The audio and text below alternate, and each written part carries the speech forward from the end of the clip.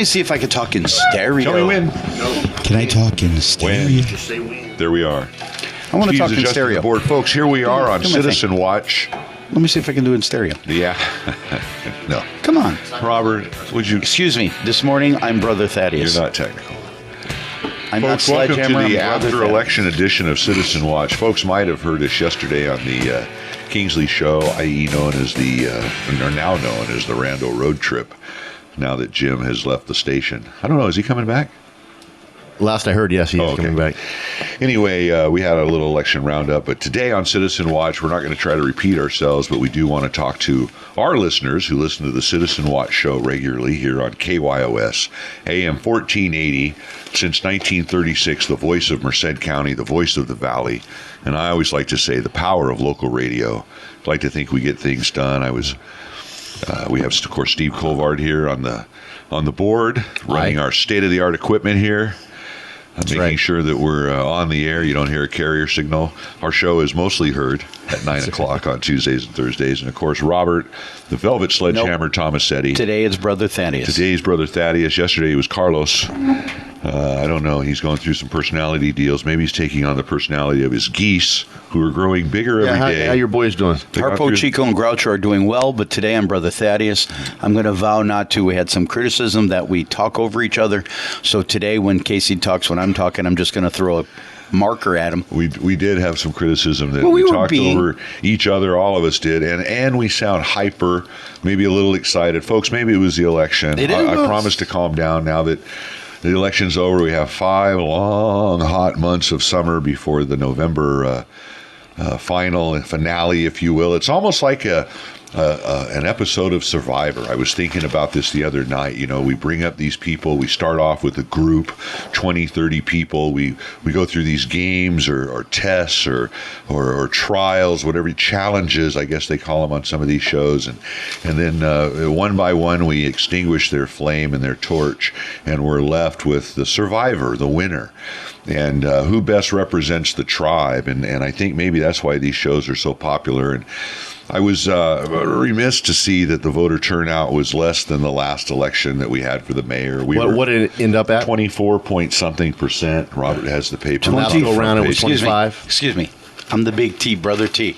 Brother Thaddeus has the information. But anyway, our first round of Survivor saw the elimination of Bartholomew, Levy.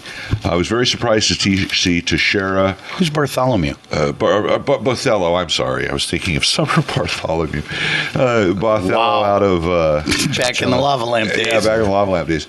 Thinking of Bothello out of deal. That was in the congressional race. And, of course, we had these people in, very, very great candidates. And we appreciate all the candidates running, throwing your hat in your ring. I think Steve said that yesterday. Yeah, and there was some game. Mrs. Bothello, I hope she stays in the game. Yeah. I mean, she's someone that we need to get into our government. I hope a lot of them stay in the game. Exactly right. A lot of them. Mel Levy, great ideas. I heard he had given the commencement speech at the Italian, reading a flyer here, the Catholic school that he graduated from. Central Catholic in Modesto. Very moving. Very moving. That's why Brother Thaddeus. The commencement address. Wow, yeah, it wasn't a political speech. Sure. You know, it spoke from the heart. I think he was valedictorian over there. I think he was salutatorian. He was second by smidgen. Yeah, and they really do the 1-2, not 50, and people valedictorian. Anyway, they do the what? You know how we always talk about valedictorian. Well, the reason I'm leading you to that because because there is a whole, in the Merced Sun Star, there's a whole thing on graduations. Yeah, I want to talk a little bit about that too. I'm glad you want to talk about that too, Robert. No, the thing about the graduations that just bugs me is, here you go. Are you ready? Yes. Buhack Colony High School graduation is today. Yes. Number of graduates, 418. The valedictorians are Chowdhury, Gill, Wilson, Williams, Comer, Bathur, Miguel Montano, Nueth Lee, Zambrano, Jasmine Valencia, Nia Yang, Eric Dietz. Now, how many valedictorians? Valedictorian means 1, not 26. Right. Livingston, valedictorians. I'll tell you what I'll do. You go with what you're thinking, and then I'm going to do this capsulizes instead of naming names. I'm not going to name names. I'm just going to count. Well, it was interesting. They had a national spelling bee last week, and there were 2 winners. co-winners. I saw that, and that was kind of unusual. It's like, man, don't you duke it out until you get one? But yeah, another interesting statistic I'll throw out there real quick. Statistic, I should say, is one of the professors from the UC Merced came in one time on Kingsley Report, and they did a study, and they looked at, in California, the scores of the students over like a 30-year period, and they've gone up and down, but there's been a very little change in the academic performance of the students in this state. Right. Yet the number of students receiving straight A's has gone up over 300%. So what does that say? The standards are coming down? Well, I think... Well, here's another thing that's weird. You got a 4.0 grade point average. That's it. That's the highest you can get. This weighted crap of I got a 4.63. Yeah. 4.0 is it, buddy. Right. I don't care you're giving weighted because I took a GATE program. Okay? I'm sorry. It's 4.0. Okay? I'm reading Atwater High School has 10 valedictorian. Yeah, but wouldn't you agree that there's a difference between someone that's taking advanced placement classes that get a 4.0 and someone that's not getting a 4.0? Isn't there a difference there? Yes, but here's the academic load is harder. Well, yes. I think you need to put them in a different category. Because stupidity is this. Oh, I gave 110%. There's nothing more than 100. I get tired of hearing all this absurd I give mumbo jumbo. 1,000%. Yeah. These things. Anyway, we're talking about the election, and again, the good people that ran that didn't go on to the general election in November. Again, we hope people like Mel, Miss Botello, people like that stay in. There was some interesting developments in the sheriff's race. Of course, I think Mr. Lunny's showing is a surprise to Mr. Lunny. I think if anybody was surprised in this race, it would be him. Meaning that he thought he would be number one? I think some people even thought he might win outright. Get the 50%? Yeah, like Mr. Tomasetti said, he thought he was going to win outright, and he didn't. But in the sheriff's race, Vern Warnke, I'll tell you, made a very, very strong showing. We talked a little bit about it yesterday. There was a Tea Party debate that the Tea Party had with all of the sheriff's candidates, and Frank Swigert had to leave early. He came, gave his opening statement, and left to one of his fundraisers, which was in Atwater. You're stealing my thunder. I think it was a big mistake. I think it was a faux pas. I think it was maybe a turning point in that race, because here he was going to an event where he had a group of supporters, obviously, and here he was at an event where people were still making up their minds, well attended, well publicized. You know what I think? think? And he left. And you know what I think? I think this is a microcosm of the election and how it's going to end. I think Pat Lunny is like Noah Lohr. He has a set group of people that support him no matter what. Right. Okay? So it's the same thing we're seeing this election is Stan Thurston. Thurston came out of nowhere because everybody said he was dead and became mayor. Right. And I think what had happened is you've got and I'm just going to use this word, and it's not a good word, but it's the best one I can come up with. The elitists. I'm the DA, I'm Larry, I'm this, I'm that. Pat. Okay. Frank Swigert had a lot of support. Frank Swigert had a lot of people raised the most money of all the candidates. He came out of the box like a racehorse. And I think he died when he had that opportunity either to debate or to go to a fundraiser. He chose a fundraiser because he had already put it on his schedule. And I think that's where Vern Warnke picked up the Swigert contingent. Yep. And that's why Warnke got pushed over the top. I think got a lot of momentum right now. Ran away with it. Well, I think Warnke is the man. Has a lot of good rhetoric, but we were talking before the show started. We probably should have recorded it. Thank you for letting me finish, Casey, but that's okay. Go ahead, Robert. Brother Thaddeus today. I'm being called. I like Brother Thaddeus. Yes. What happened, what I was going to say, and just finish it up real quickly, was the fact that Vern, if you look at now, Frank Swigert, and we congratulate everybody who runs. You're putting come on, you're putting your butt out. And I'm a puss, okay? I'm a coward because I'm like, well, I got that skeleton. Is it going to come up and bite me? Is it going to be embarrassing? I'm not going to say anything. But you look at Frank Swigert. Frank Swigert is the key to the race for the sheriff, because yes, if you had it again today on November, Vern would win, but you've got 4,000 something votes that Frank Swigert can either put to one side or the other. You think he has that power? Yep. I do, and I think that he will be maneuvering with Vern. Like undersheriff type stuff? Well, like becoming the undersheriff? I'll give you my crew. I'll give you my village. I'll bring my people, my tribe. We'll meld the tribes together. Well, let me ask you a question. It's not a far out question, since he has doesn't have the vast experience that Pat says he has. It's not a far out question. It's not a far out question because he does run the college program over there, and that's an administrative type of situation. So, Frank, like I had said, Vern is a good old boy. Frank was in between. You think Vern's a good old boy? I think Vern's a good old boy, and I'll do what needs to get done. What you need, son? What you need? What your daughter ran away? I'll look into it personally. Right, but he's not the kind of guy that's going to hire his buddy's son and what I'm award a contract to his brother-in-law. What I'm looking at, and Casey, please jump in. Yeah. Is paint Moosey the cow's trailer and give it to your best friend. Let's not bring Anna in it yet. Not yet. I'm working on that. But that to me, that's what the good old boy network is. No, what I mean by good old boy, I know what you're saying. It's more salt of the earth, old school. Let me put on my gloves. Exactly. I'm with you, brother. I see a problem that needs to be addressed. I'll roll my sleeves, help you get it done. Let me see what I can do together. I get that. Now, but when we say good old boy here, now here's the problem. We're talking about the financial manipulation that's happening. Here's the problem with this, though. Right. This is exactly what Deidre Kelsey says in an article that she helped write, or she made a comment with Lynn Davis. And what she says is that there's a lot of.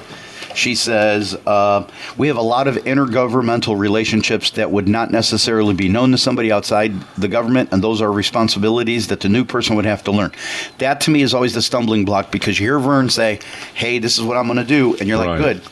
But when you get in there and you see those books and the intergovernmental relationships that need to be done, you're not going to get bogged down. You're not going to be able to say, let me get on the phone and call you back. Yeah, and the guy you see do that the most, Norman Drawdy. When Norm was out there as a policeman, he'd help you, but then he got to be a chief. Guess what? I get a lot of intergovernmental stuff that I got to do, and I can't be there for you. But I'll get somebody that will. And it kind of gets lost in the shuffle. Well, Robert talks about that with the president, how, Obama was going to make all these changes, and he gets in and sees what the real rules are, and you're like, well, maybe I can't do that. And we talked a little bit about that with Vern and Lenny, Pat, the two runoff candidates in the sheriff's race, about what's feasible and realistic. We kind of got into a discussion, heated at point, here before the show about putting people in tents out there at the mush. Now, I like Vern's idea of buying a couple of portable towers and keeping a better eyeball on the roof when they come poking up through the styrofoam out there. But as far as putting them in tents, it ain't going to fly in California. Pat told us that. It was a different state. We're not Arizona. It's not going to fly legally. Not going to fly legally. You're going to have so many people up in arms. I mean, look how we treat animals in this state, let alone prisoners. So I think Arizona. We pay more money. I saw that on the internet. But we pay more money for people to watch your animals than to care for your elderly or your children, some people would say. But anyway, the point being is there's two definite differences of opinion that the voters have a choice on. It's going to be an exciting race. I think Mr. Lunny. Did you write this? No. If folks look at Merced County Times, Casey Steed, this week, Casey was here on the Randall Show saying that Lunny and Warnke were just two different styles in their viewpoints. I mean, they were both great. They both had great rhetoric, but two different styles. And here Merced County Times has Casey Steed, they stole your... Two styles clash, Lunny versus Warnke. And again, folks, I really hope that this will draw people to the election. It's very, very important. No matter what Larry Morse says, the sheriff is the top law enforcement officer of the county. You think Larry's disappointed? 58 of them in the state, as I was reminded by a police chief who says, there's 300 of us. There's only 58 of them. Right. Very important position. The way that we get from where we were to where we want to be, these unsolved gang murders, how we can have a better relationship with the DA. Some people would say Lunny's that avenue. How we can have a better relationship with the public, with the troops out there in the sheriff's department now, the morale, the corrections department. Some people would say that Warnke's the best. So I see two very interesting candidates there. The other race, real quick, before we go to the break, which was close, which was interesting, it was in the paper today. Can we do this one?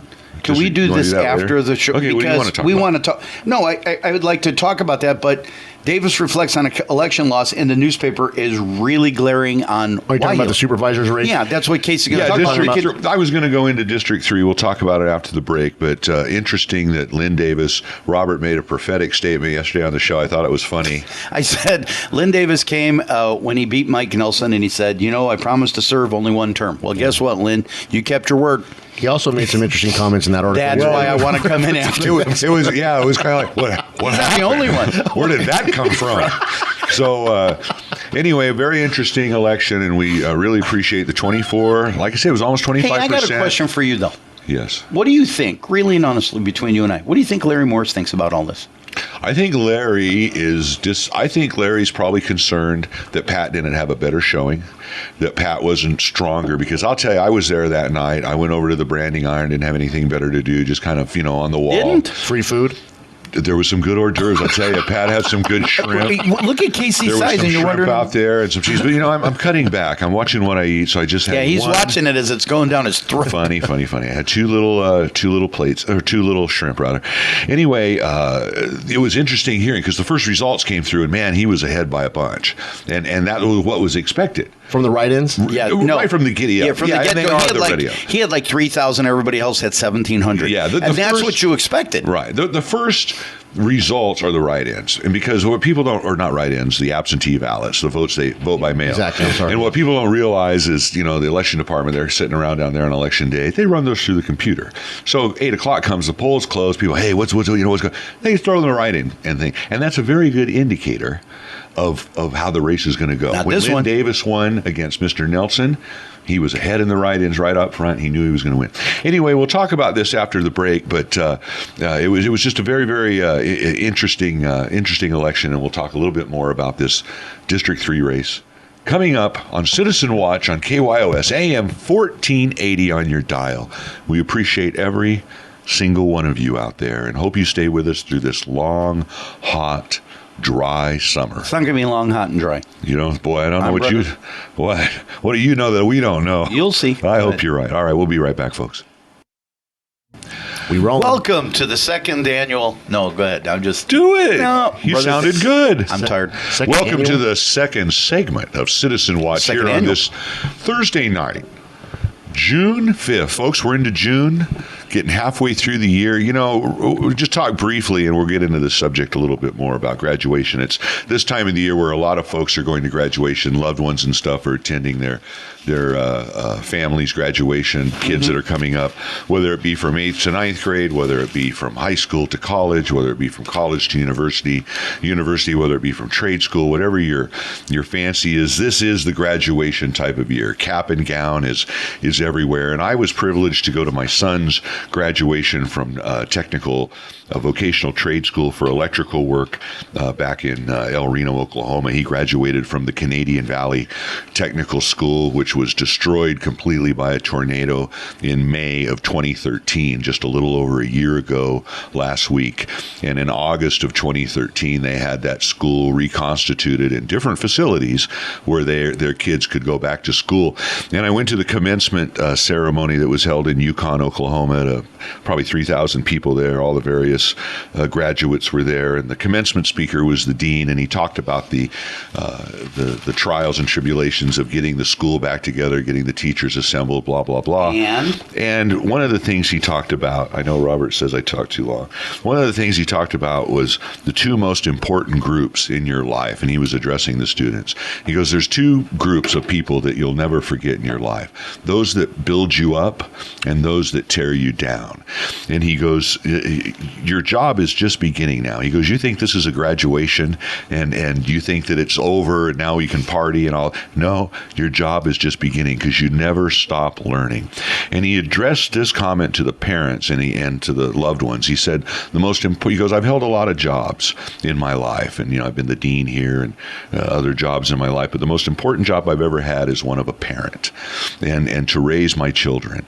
And I think we see the fruits of those labors at this time of the year with graduation and the loved ones and the children going on to the next step of their life, realizing that it's not over, but it's really a beginning and not an ending. And I've heard a lot of commencement speeches. There's been a lot of, celebrities now go out. What? I said philosophy from Brother Hezekiah. Well, I just wanted to say that they were moving words. They got me to think as a parent. I was very proud of Tristan for graduating and, again, going on, starting this journey of learning the electrical trade, where it's going to take him. It's been a very good trade for myself. But those words, I think, were very important because, in our lives, we remember those that tear us down. We remember those that build us up. We should surround ourselves by people that build us up. unfortunately, there are detractors. Sure. And sometimes those are good, and we need to hear things. But the point is it's a graduation time of year, and I just want to give a shout out to all of the graduates out there. But I have a problem with it. Shout out. Are you ready? Right, and to the parents and those that support those graduates. Go ahead. All right, brother Thaddeus, here's my what do you problem got? with, well, this is Mr. Scambray's probably brainchild. I don't understand, or Miss Kezadiz, to give everybody a little warm fuzzy. You're absolutely correct, and I don't mean to take away from these individuals' accomplishments, but valedictorian, my father was a salutatorian, Mel Levy was a salutatorian. That means you're number 2. There's only one number 2, there's only one number 1 in a school. I constantly brag about the fact that there are all of these valedictorians and salutatorians in the high schools. In the local region section, page A7, Atwater High School has 10 valedictorians, 11 number 2s. So they got 10 number 1s and 11 number 2s. Buac Colony have 12 number 1s, 3 number 2s. Golden Valley have 10 number 1s, 10 number 2s. What this is equating me to, God bless you kids, you did a great job, but come on. There's one number 1, one number 2, pick it. Don't sit here and give out don't give out participation trophies. Yeah, but they were raised that way. That whole generation. Out of 11 high schools report, only 2 got it right. The 2 that got it right are LeGrand, and there was another one. Oh, and Gustine. Valedictorian in Gustine was Alejandra Felix, and the salutatorian is Danielle Clark. Done. LeGrand, valedictorian is Ryan Martinez, salutatorian is Maria Pantoja Duran. Done. 1 and 2. Delhi doesn't list a 1 or a 2 or a 3 or a 17. Neither does Hilmar. Out of the 9 high schools that are listed here, there are 53 valedictorians out of 9 high schools. Right. How in the world is that? There should be 9. But I think that goes back to what Casey was saying about, parents and the generation that we've raised. Those kids and the generation, generation, what do we talk, 20 years? But the kids that are coming through the system right now and graduating from high school were raised where everybody got a trophy.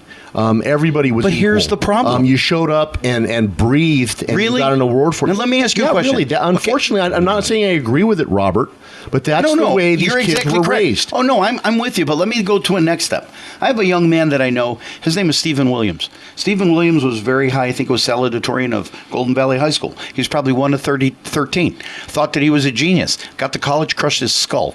Okay, what I mean is these kids are giving a wrong start when they're getting out there. I was the salutatorian. In your opinion. That's your opinion. But when you say crushed his skull, you just couldn't handle it. Couldn't handle it because what happened was instead of being the outright number 1 or he was 10th or whatever, actually, thought he was number 1, and he's got this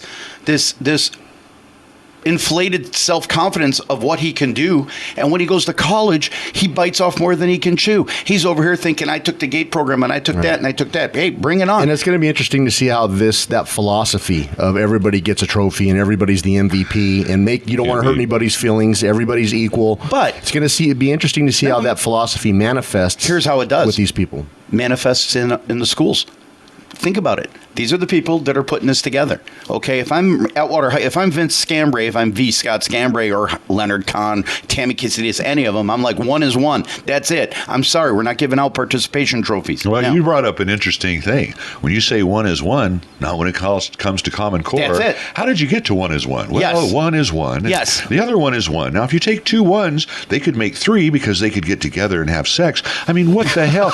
So you see what I'm saying? You're going to get this convoluted thing. Now, so what kind of valedictorians are we going to have in the future? Okay, now here's the point even further. You're going to have to explain how you're a valedictorian. How about this? If this is the way they manage children, it's real easy. Steve Colvard, 4.17 is higher than a 4.16. Guess what, Steve? You're the valedictorian.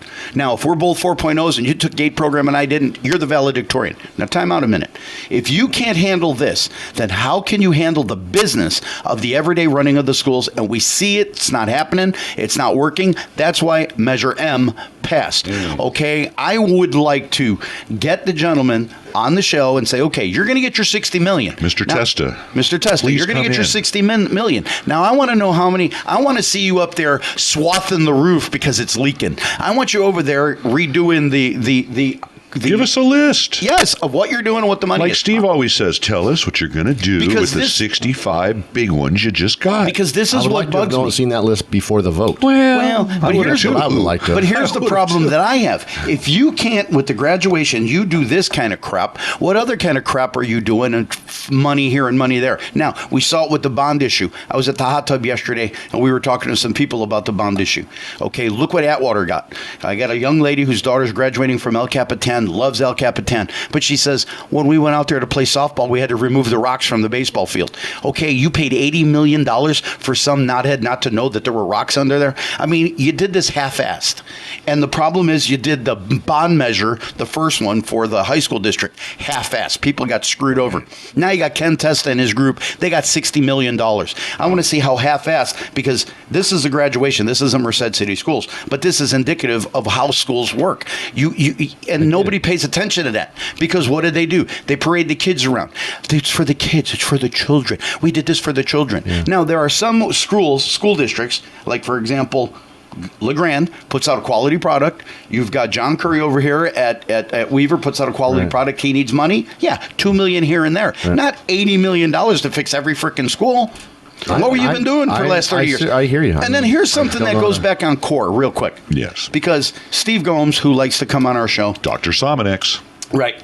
Big fan of Adam Gray's and Anthony Canella. And wants to come in letter again. to the editor. He was there at Lenny's party. But here's my question of, well, because he's looking for money. Follow the money. Okay, here's the thing that bugs me. We talk about America's education system 30 years ago. We were top of the rock. We were it. We were the people. Okay. How did they teach us drill and kill? Okay? They taught us memorization. They didn't teach us Common Core. We became... Yeah, okay. I think in some things it's memorization, but then I also took classes where logical and critical thinking. I mean, I was taught also how to look at things and you did it. But at what age do you bring that in? No. Let me. I think that's a question. Let me finish, guys. It's real simple. In mathematics, you had what they called word problems. Okay, word problem was Common Core. How did you get to that? How did this become X equals Y? Yeah. How much? Okay, I hated those. Okay, I like memorization. Maybe that's why I suck in college. But anyways, the point of the matter is, 30 years ago, America was #1 in the world, and we were using the drill and kill methods. Where we went wrong is the liberalization of the school. When we're teaching kids, and it's in a letter to the editor where the guy says that forget about teaching Buddhist stuff and all this stuff, that should be homes and schools. Reading, writing, and arithmetic should be number one. Right. Not all this liberal garbage that the kids have to learn. And to me... Did you hear me with the paper? Those are sound effects, folks. Excuse me. To me, he was really good. It says, don't teach kids beliefs. It says, freedom of speech in K through 12 classrooms should not include promoting beliefs of Judaism, Buddhism, Christianity, mythical gods, fairies, or leprechauns. Now, I know he's being a little silly there to me, but what he's showing us is we're teaching kids things socially that their parents and the churches and stuff should do. And the schools have done it, and now we have gotten away from science, as Casey says, STEM. And the problem is, it all goes back to, if people think I'm crazy, read page 7, A7, and tell me how many valedictorians that Mr. Scambray has allowed to walk down the aisle thinking they're #1. 53 people think they're #1. Now, do we know for a fact that Scambray's responsible for this policy? He's responsible for the high school district, isn't he? He's the superintendent, and I'm sure he... Because if I remember correctly, my niece graduated back before Scambray was... the superintendent. They probably did it then. And they had multiple. But here's my question. When you see something wrong, say it's wrong and fix it. Don't sit there and say we've been doing it this way for years. We have this philosophy that we don't want to hurt anybody's feelings. Well, I can tell you it's California. Guess what? When you go to college and don't get a job, your feelings are hurt. And we'll see how that manifests itself. How has it? What Robert talks about is exactly right. It goes against our basic kind of human nature. I mean, you're a referee. At the end of the game, I'll give you a great example. Does everybody win? Great examples. There's one winner. We play racquetball, 4 of us play racquetball, sometimes 5. And the situation is I'm a competitive person. If I get my butt kicked, I get my butt kicked. Serve it up again. Let's go again. What I don't like is the guys that are out there just to play to goof off. That's not me. I don't want to sit there and watch a guy, do all these try all these weird shots. Try to win. That's exactly what this is supposed to be. That's what the elections were about. Try to win. That's what valedictorian is. Survivor. Who's the last one standing? We were going to talk a little bit about District 3. I think we can get it in this segment. No, I don't think so. Let me let you have the whole segment. No, real quick though, before we go to break, you want to talk about the Lunny thing? You mentioned that you went to the Lunny. Yeah, what was it like? The Lunny branding party, iron. and you were describing that when the first votes came in, they were real out. Yeah, they were way up for Pat, and everybody was really buoyed. And hey, this is how it's going to be, and a lot of slapping of the backs and stuff. And then it was like, ooh. Wait a minute!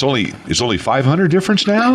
Yeah. And then you see people on their iPhones, their cell That's phones. That's what I was doing. Bill Blake, Kevin Blake's over there, and they're all looking, and it's like, ooh. It's exactly how it happened. And then you hear a 40. Yeah. There's only a 40 vote spread. Yeah.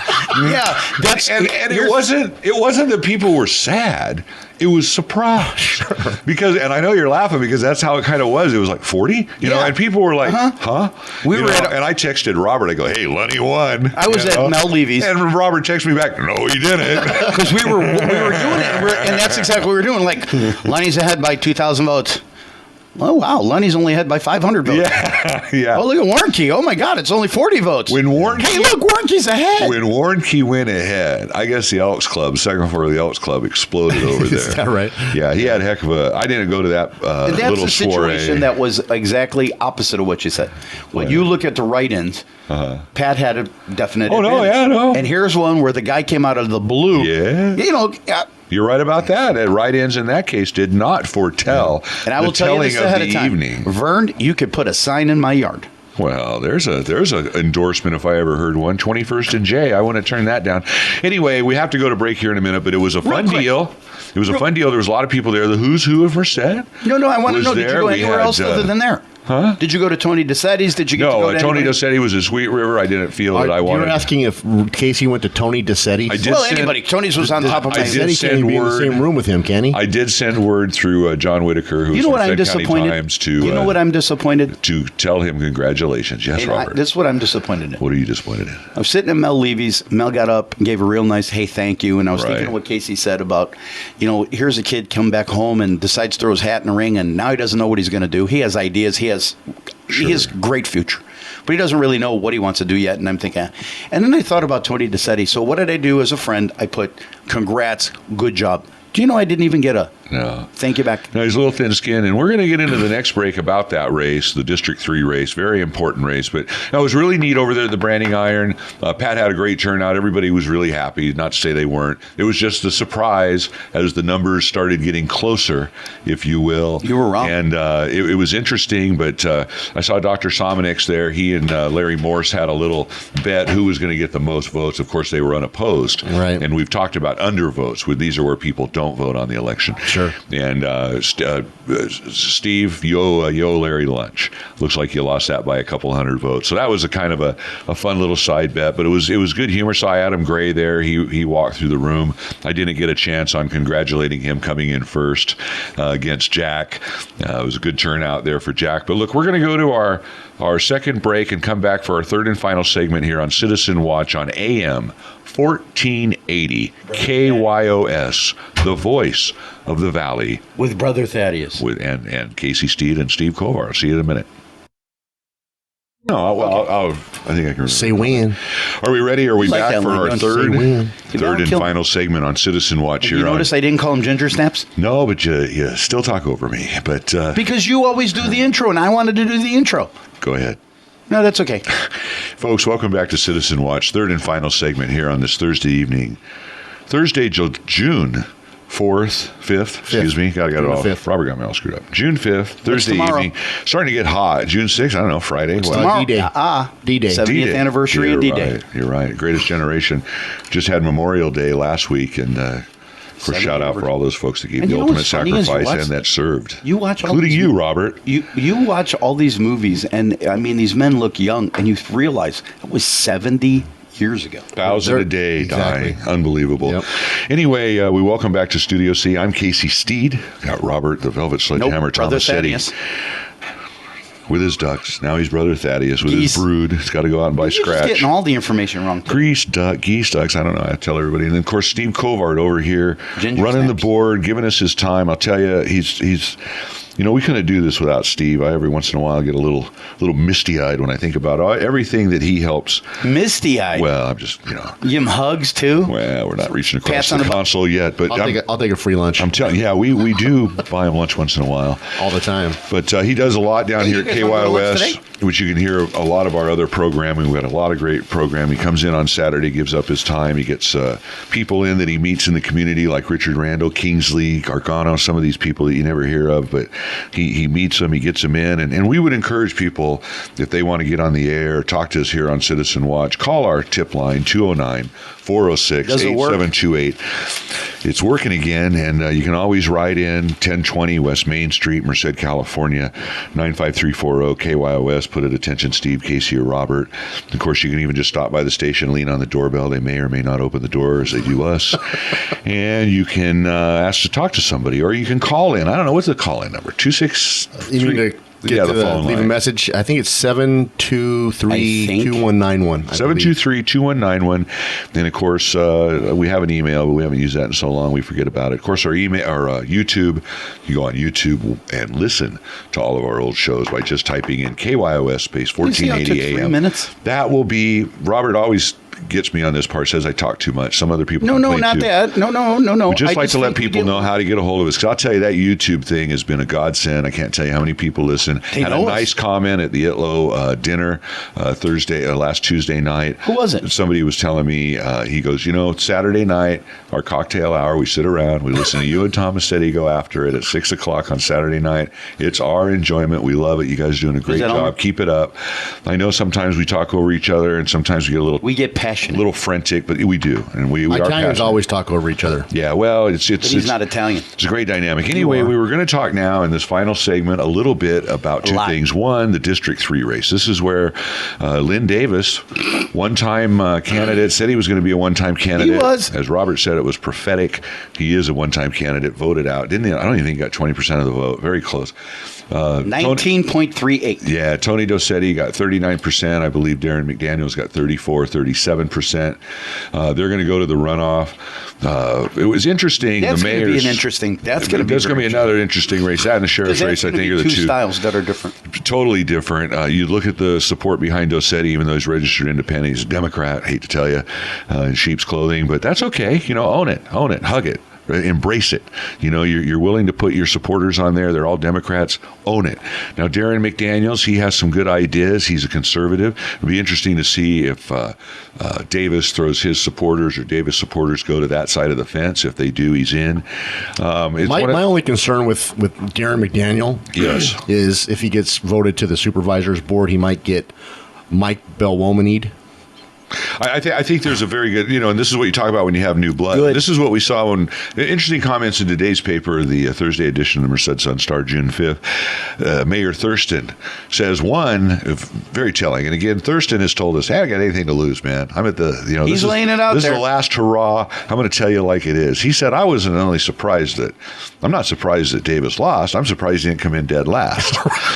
So there's that confidence. Now, Stan may be a little jaded because he owns a personal business out at Castle Industrial Park out there, a refueling service, has for many, many years. Struggled, made a lot of inroads, got a couple of charter businesses. Of course, we hear his partner, Jim Price, on these same radio airwaves on Tea Party Straight Talk. Jim talks about his frustrations out there with Castle and Lynn Davis.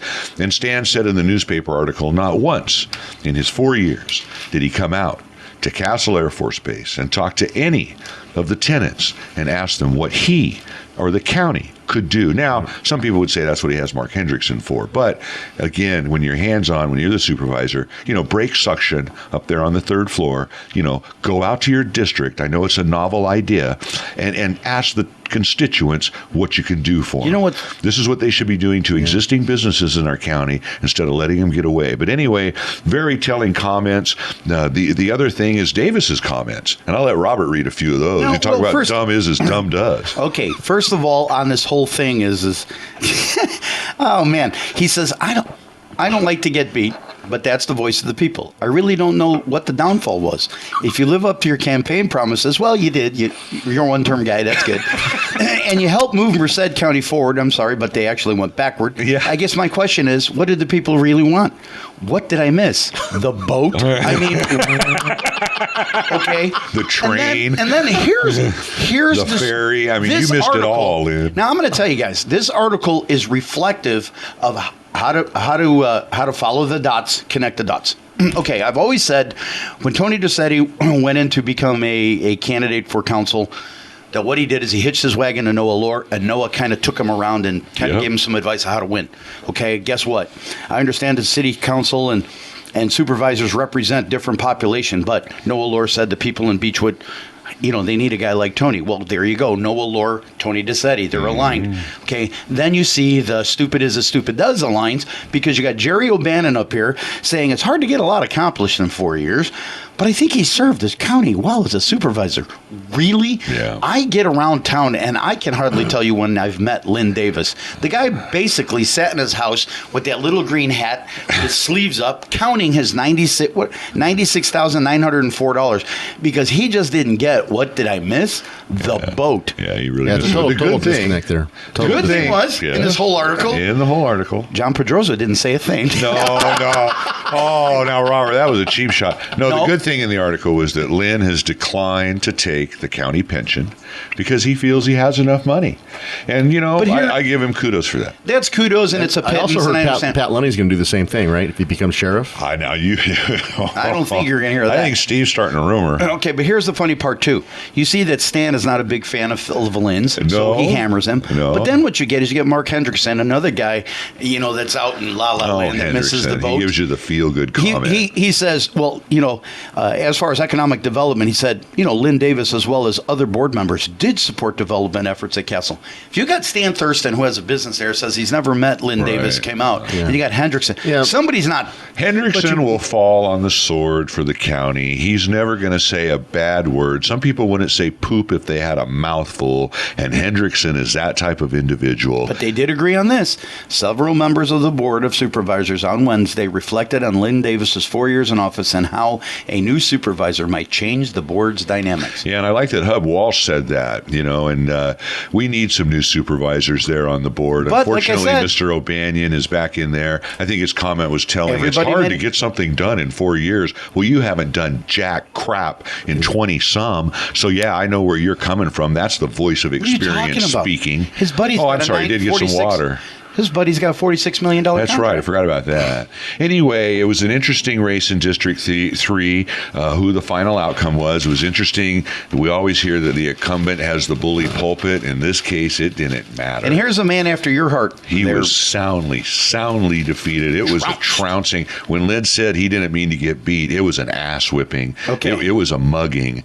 It was an assault in an alley behind How many more adjectives can you give? Well, I'm just saying that. There you go. And I didn't Give kudos to Pete Coleman. This is your kind of guy. Oh, the guy that voted? Pete Komlinich. I always thought it was Komenich, but Pete's his daughters are Mickey Rucker and Sandy Kemps. Beautiful young ladies. And he is 100 years old, and he's tried not to. Miss a vote. Here he never misses an election, which is what we need a lot of people to do. And here's a man that's 100 years old thinking, he's being optimistic, man. He's voting for future things he's never going to see. He's making the effort to get down there and vote. Exactly. And then we've got a 24% turnout. 24, yeah, which is good, folks. And just talking about that, our last election, which was a general election, and of course it was a little weird because it was Merced's last odd year election. And of course now we're going to be paired up. And we knew it was going to be a low turnout, but we here on Citizen Watch felt that anything above 20% was going to be good, really 15. We got 25%. So we felt good about that. I can say that we're a little disappointed on Citizen Watch with the turnout that we had this year. We're disappointed that some of the measures went through, but again, we're big boys, and we realize this is the voice of the people, and we just want to see good governance and good government. We invite Mr. Testa to bring that list of needs in. We know you had $365 million of identified needs. You got your $65 million. What are those pressing needs you're going to take care of us? When are you going to go to contract? Tell us what they are, even if it's in general terms. Maybe Make me feel a lot better. For the oversight. Would have liked to have known that before the vote. Well, Well, these are the things that we brought up. And again, that thing barely squeaked by. And a lot of the bonds were that way, but they did pass. And again, we go with the will of the voters. Hopefully the kids, they can concentrate on that kind of thing. What else you guys want to talk about? We have a few minutes left. I got something that annoyed me. What annoyed Robert Tomasetti this week? Okay. Bank of America? Excuse me. This is Brother Thaddeus. Excuse me. Brother Thaddeus. Carlos. Page 3 of the Merced County Times, today's edition, is Talk of the Town. Seroptimus members put their hats on for the big event. Yes. Beautiful event, Seroptimus. But there's a picture there that annoys me. And it says, acting like jockeys at this year's Triple Crown event, and there's 5 women with their buttocks pointed to the camera, acting like jockeys. Now, I think that a Seroptimist is a member of the community in high regard in terms of business. I do not think that this kind of photo does well for that, because I'm going to tell you, is one of them Karen Adams? No. Steve wants to meet Ms. Adams. I think you're enthralled. No, but my point is that I think it's inappropriate. Conversation with her. You want one? I'll introduce you to her. Conversation. Some people pay $5 a minute for her phone conversation. But my point is that I think the Seroptimists who represent business women in Merced, this is in poor taste, and only because women are trying to get past sexual harassment, and all this stereotypes. But yet here they are putting their buttocks to the camera, thinking it's funny. Well, geez, Robert, you open a can of worms when you talk about that. You've seen some music videos lately. No. You missed the point, because you and him were having this private conversation about Karen Adams. What I'm saying is that these are business women in Merced. Yeah. Now, you want to put out your buttocks towards the camera and you think it's cute. Act like a community leader. Act like a community leader. That's acting like a teenager. No. And to me, the problem is with the climate of sexual harassment and all this. Nancy Young Bergman was one of them. Is Moosey the cow there? I don't know. I don't see any tails in this picture. I mean, those kind of tails. You guys understand my point. As men, we got to be beyond reproach. Come on, guys. I'm being serious. As men, we got to be beyond reproach. And you do something like that, and if you make a comment to something, you're... Well, it's that old double standard. It's okay if I do it, but don't make a comment. One of the other interesting articles, and just because we're killing time here, supervisors take the first step toward a water ordinance.